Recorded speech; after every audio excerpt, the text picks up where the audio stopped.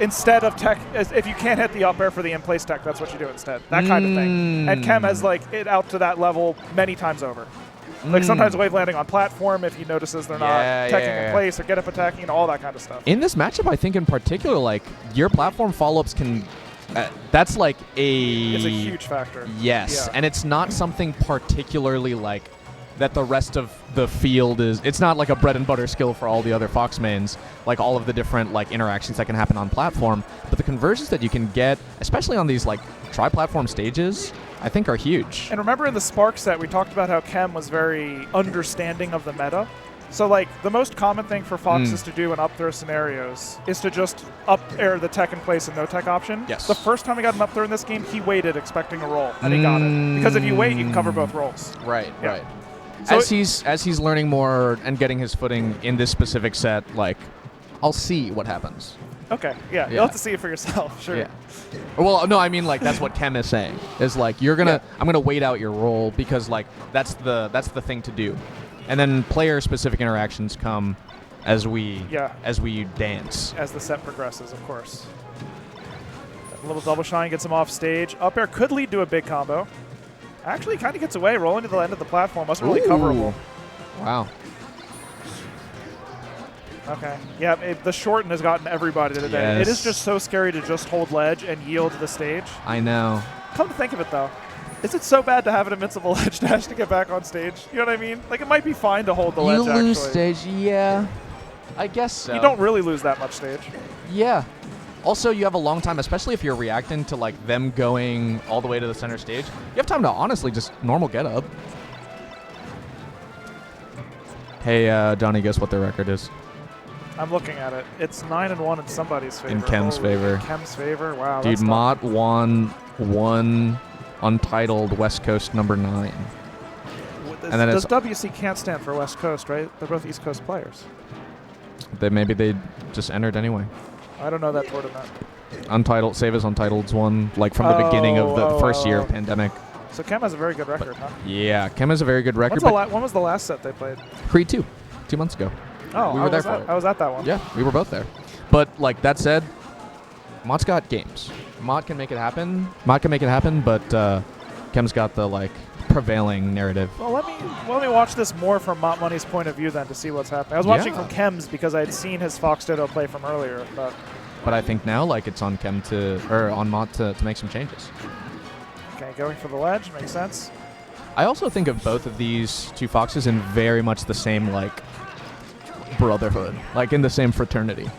Like they are both. Is Kevin Maples in that too? A little bit. What makes them in the brotherhood? It is like. Is Aklo in the brotherhood? No, Zuppy is in the brotherhood. Maybe Crudo is in the brotherhood. What does this mean? Crudo doesn't even play Fox, right? They're like good. Came up relatively recently and are now very good, and like consistent, solid, maybe even grinders. That have gone from like on people's radar to like top tearing it up. 50 or something? Yeah. Mott is one of them. Chem is one of them. J-Mook was like down there at the time, but has gone too far. Like back at Smash World Tour when we first. Yes. He actually played Chem at Smash World Tour and like went like Four Loco Fights or Four Loco Fight Night or whatever. Yeah. It's beaten Nun and Ginger and stuff, and we were like, oh, like you can be like the new wave players that are like the young stars, right? Yes, absolutely. Yeah. These are players who are now established, but after like a rookie season for them to like make their names, and now these these are this is the new establishment. The new guard. Mm-hmm. Hey, Mott Money is up a stock. Look at that. Yes. Let's see how he plays. Oh, I like that a lot. Dude, Mott Money breaking ankles, too. When he sees that Chem's in shield, like, moving back and forth, and that's, I think, a little bit dangerous. We'll see if Chem picks up on those openings or, like, potentials for just, like, even if you just, like, short hop Nair out of shield, like, that'll beat it. I have a question for you. Yeah. How big of a part in Melee do you think guessing is? Like, now, in today's Melee? Oh, now? It's always decreasing, right? Always decreasing. It's always decreasing. We're always like trying to find more certainty, and that's like the optimization. That's like the 20xx. That's like the refinement. It's reducing variance. What does it say about me that before I asked you that question, my thought was, it looks like Mott Money is guessing more than Chem. Is it because like the game plan's less robust or something? It's interesting. It's interesting because guessing, I think, guessing harder. Maybe not more often, but harder. You know what I mean? Like with a lower quality of situation, but like the guess is higher swing between like maybe something like that. Yeah. I can see that. When I feel that way, it's like, oh, they're doing an option that like worked, but maybe shouldn't, or like it was maybe interesting that they went for that. And I do think there is something to say about like to really succeed at the top level, it's not enough to be like good and doing the right thing all the time.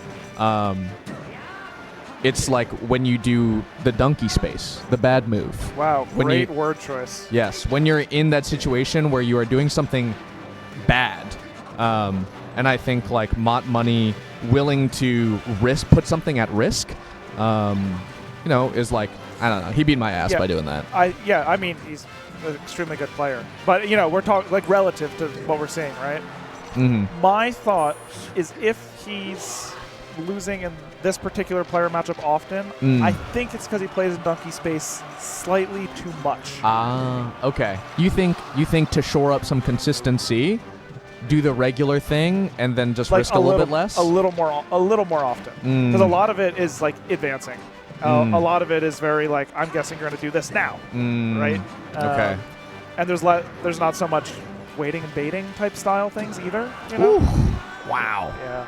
Clean from Chem. Nice finish. Mott Money was up in that game, by the way. Yeah. I know I was talking about him like he was losing, but that's only because of the set history, not because of what we're seeing live. Yes.